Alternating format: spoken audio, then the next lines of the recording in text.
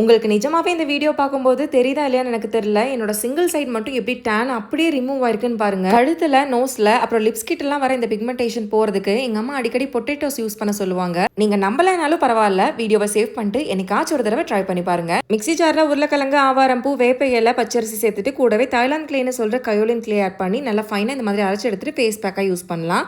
இதை வந்து ரெகுலரா பண்ண முடியாது அப்படின்றதுனால நான் எப்பவுமே பவுடர் ஃபார்மேட்ல ரெடி பண்ணி வச்சிருப்பேன். எப்பெல்லாம் தேவைப்படுதோ அப்பெல்லாம் கொஞ்சமா எடுத்துட்டு தண்ணி சேர்த்து நல்லா மிக்ஸ் பண்ணி ஃபேஸ் பேக்கா போடுவேன். இப்போலாம் அடிக்கடி வெளியே போறதுனால ஸ்கின் சீக்கிரமா டேன் ஆயிடுது. என்னோட கையில இருக்க ஸ்கின் டோனும் ஃபேஸும் எப்படி டிஃப்ரெண்டா இருக்குன்னு பாருங்க.